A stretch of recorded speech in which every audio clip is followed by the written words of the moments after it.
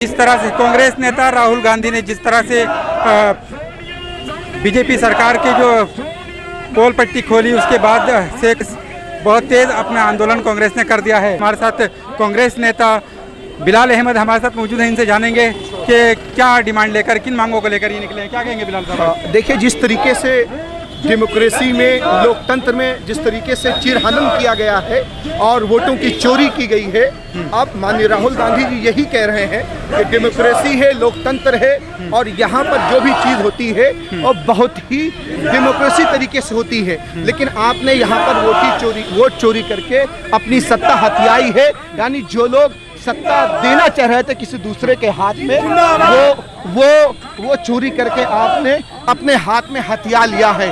इसीलिए माननीय राहुल गांधी जी ने ये कहा है कि आप हमें आरटीआई हम उस पर डालेंगे, कितने लोगों ने कितना वोट किस पार्टी को किया है, हमें इसका डिजिटलाइजेशन होना चाहिए, हमें उसकी पर्ची मिलनी चाहिए ताकि दूध का दूध पानी का पानी हो सके।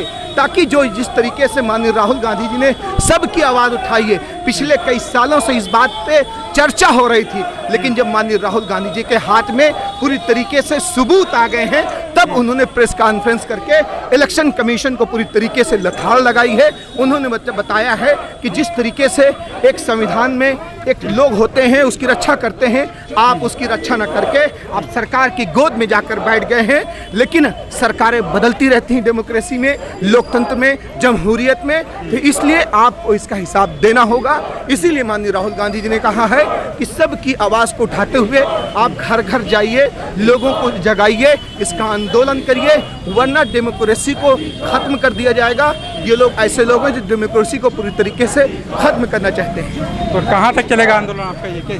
देखिए, जिस तरीके से आपने देखा आज पूरे देश में जितने भी ज़िला हैं, ज़िलों के अंदर ये आंदोलन किया गया है।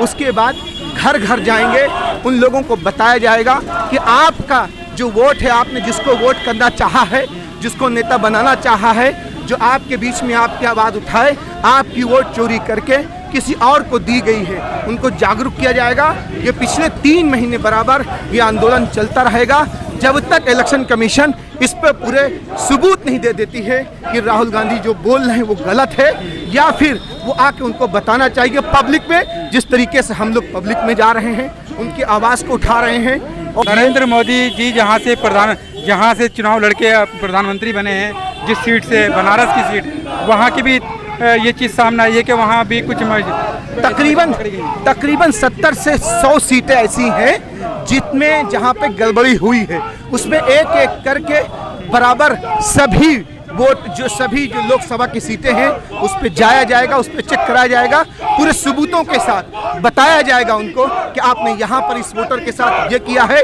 आपने इस बूथ में ये किया है और इस बूथ में ये किया। इसी तरीके से बताया जाएगा ताकि उनको सबूत के साथ बताया जा सके। वरना ये लोग बहुत ही कायर हैं, बहुत ही बुज़दिल हैं, अपनी चीज़ों को छुपाने के लिए, बताने के लिए अपने लोगों को खड़ा कर लेंगे ताकि इनके खिलाफ कोई बोल ना सके। अभी कांग्रेस लीडर राहुल गांधी ने यह भी कहा है कि अभी तो पिक्चर बाकी है। वो कौन सी पिक्चर और दिखाना चाहते हैं? पिक्चर यही बाकी है कि अभी तकरीबन 70 से 80 सीटें हैं, उनको लोगों जनता के सामने लाना है और जनता के सामने आपको हम बताएंगे, उस सरकार को एक्सपोज करेंगे कि ये सरकार कितनी निकम्मी है, कितना झूठ बोल रही है और कितना झूठ बोलकर यहाँ पर आई हुई है। ठीक है, तो ये जो है कैंडल मार्च, अब ये जो जहाँ से शुरू हुआ था, अब ये आकर कांग्रेस कार्यालय, जो शिषपाल पूर्व विधायक हैं, उनके द्वार पर आकर ये ख़त्म हो चुका है।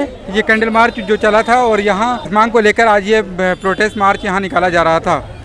अभी ये कैंडल मार्च यहाँ पहुँच चुका है। यहाँ का कार्यालय कांग्रेस का कार्यालय है और ये चौधरी शिषपाल जी जो पूर्व विधायक हैं कांग्रेस के, उनका ये जो है घर है। यहाँ आकर ये जो है ये अभी यहाँ कांग्रेस के कार्यकर्ता नारे लगा रहे हैं राहुल गांधी जिंदाबाद के, और वोट चोर गद्दी छोड़ के नारे लगा रहे हैं। बहरहाल अब देखना होगा ये कांग्रेस का आंदोलन कहाँ तक चलेगा। एनडीटीवी दिल्ली के लिए नई दिल्ली के बदरपुर क्षेत्र से अबुल कलाम।